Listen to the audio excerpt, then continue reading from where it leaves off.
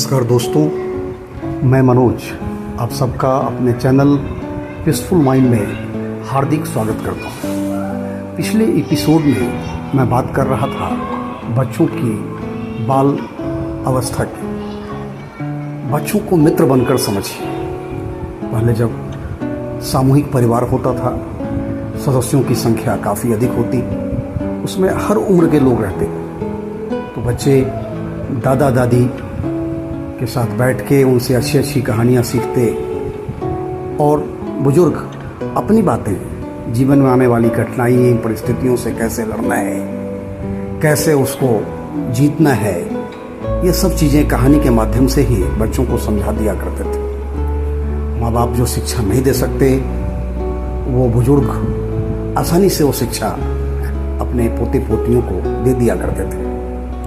अब ज़माना बदल गया है, लोग परिस्थितिवश सामूहिक रूप से बड़े परिवार में नहीं रहते, परिवार एकाकी या छोटा हो गया है, तो बच्चों की लालन पालन की सारी जिम्मेवारी माँ बाप पे होती है। कई परिवार में माता पिता दोनों जॉब कर रहे होते हैं, तो वो अधिक से अधिक समय अपने बच्चों को चाह के भी नहीं दे पाते। बच्चों की जो प्रारंभिक 10 साल की अवस्था है वही बाल्यावस्था है। 10 साल के बाद बच्चे किशोरावस्था में प्रवेश कर जाते हैं। किशोरावस्था वो उम्र है जहाँ बच्चे की सीखने की ललक बहुत बढ़ जाती है। वो अपने परिवेश से बहुत तेज़ी से ग्रहण करते हैं और उस समय उनको जैसा हम ढालना चाहें, उसमें जो संस्कार भरना चाहें, वो आसानी से भर सकते हैं। प्रिय अभिभावकों, हमें बच्चों की उस अवस्था में मित्रवत होकर उनकी हर एक्टिविटी को बड़े ढंग से वॉच करने की ज़रूरत है। हमारे बच्चे जो किशोरावस्था में हैं, वो कितना समय स्कूल में, कितना समय अपने दोस्तों में, कितना समय अपने बुजुर्गों के साथ, कितना समय आपके साथ, कितना समय खेलने के लिए और कितना समय टीवी और मोबाइल पर बिताते हैं, उससे उनके रुचि का पता चलता है।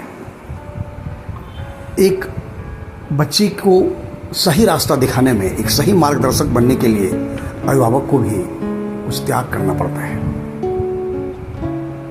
अभिभावक को यह समझना चाहिए कि हमारा बच्चे की रुचि क्या है, वो किस चीज़ में ज़्यादा इंटरेस्ट ले रहा है, निगेटिविटी में या पॉजिटिविटी में। अगर वो खेल खेल रहा है शारीरिक विकास के लिए, उसमें उसको ज़्यादा मन लग रहा है, या घर के अंदर कैद होके वो मोबाइल में अपने को ज़्यादा व्यस्त रखता है। उसकी शिकायतें कहाँ से आ रही हैं, स्कूल से क्या शिकायतें मिल रही हैं, उसके मित्र मंडली से क्या शिकायत मिल रही है, आस पड़ोस से क्या शिकायत मिल रही है, इन चीज़ों को परखने की भी जिम्मेवारी अभिभावकों के ऊपर है। किशोरावस्था ऐसा समय है जहाँ बच्चों को के संस्कार का निर्माण होता है और वही संस्कार उसे जीवन में आगे सफलता या असफलता दिलाता है, या यूँ कहें तो जीवन जीने का तरीका सिखाता है। आज बहुत परिवार के बच्चे बचपन से ही छात्रावास में रहते हैं, तो उनका परिवेश कुछ अलग होता है, उसके संस्कार भी आपको आगे कुछ अलग ही मिलेंगे। बहुत बच्चे शुरू से लेके अपनी अंतिम पढ़ाई तक, जॉब करने से पहले तक अपने माता पिता के साथ होते हैं, उसके संस्कार परिवेश के हिसाब से अलग होते हैं। कुछ बच्चे जो कुछ समय अपने माता पिता के साथ प्रारंभिक, बाद में उच्च शिक्षा के लिए शहरों में या छात्रावास में कहीं और दूर, घर से दूर बिताते हैं, उसका संस्कार कुछ अलग होता है। तो संस्कार परिवेश के हिसाब से भी बदलती है।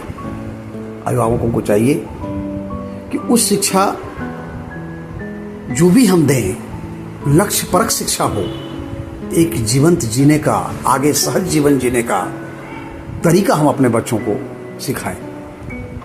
परिवेश बदलते ही विचारों में परिवर्तन होने लगता है, जो बहुत स्वाभाविक भी है। हर बच्चे के सामने भविष्य का लक्ष्य होता है, उसी के अनुसार वो आगे बढ़ता है। माता पिता उसके मार्गदर्शक और सहयोगी का भूमिका निभाते हैं।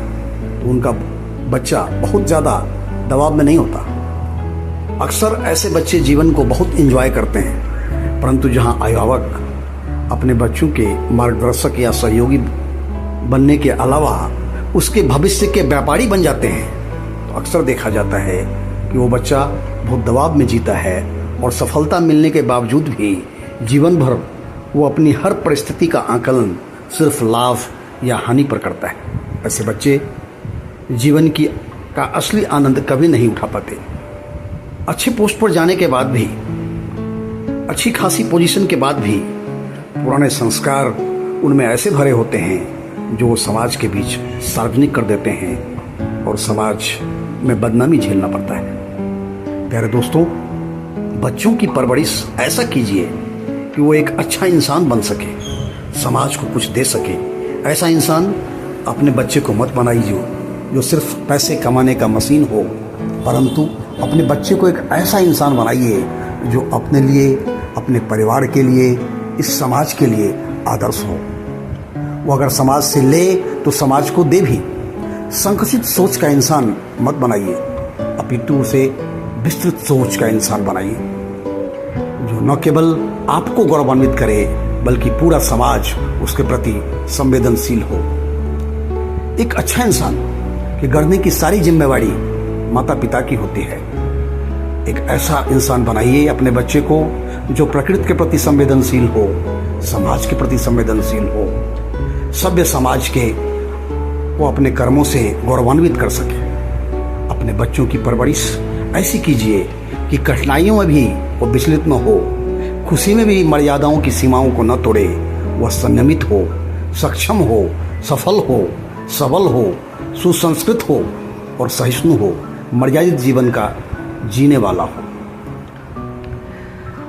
आज इसी आधार पे सेंट्रल गवर्नमेंट की नई शिक्षा नीति यही सोचकर बनाई गई है और अब लागू भी हो गई है। इस नीति का आधार भी यही है कि बच्चे अपने चॉइस के हिसाब से सब्जेक्ट सिलेक्शन करें, साथ ही अपनी क्षमता और रुचि के अनुसार तकनीकी और गैर तकनीकी शिक्षाएं बिना दबाव के हासिल करें और इसी में अपनी रोजगार की संभावनाएं तलाश करें। इस नीति का उद्देश्य यही है कि कौशल से स्वतः ही आप रोजगार प्राप्त करें, दबाव में आकर नहीं, निराश न हो, हताश न हो। जीवन जीने के लिए मिला है, इसे मस्त होकर जीना चाहिए। प्यारे बच्चों से भी मैं ये कहना चाहता हूँ, अनिल दुबे की ये कविता जो बच्चों के लिए ही है, कि हौसला अपना बुलंद कर लो, साहस व हिम्मत को संग कर लो, निर्भय होकर आत्मविश्वास से बढ़ो, संयम और धैर्य से सफलता की सीढ़ी चढ़ो। हार न मानने का जज्बा तुम्हें उठाएगा, तुम्हारा अडिग हौसला तुम्हें बढ़ाएगा। आखिरकार देखना तुम्हारे आगे धरती हिल जाएगी और आसमां सर झुकाएगा। मेरे दोस्तों, आज के लिए बस इतना ही। फिर मिलेंगे, तब तक आप सभी स्वस्थ रहिए, मस्त रहिए, खुश रहिए। इन्हीं शुभकामनाओं के साथ आपसे आज विदा लेता हूँ। नमस्कार।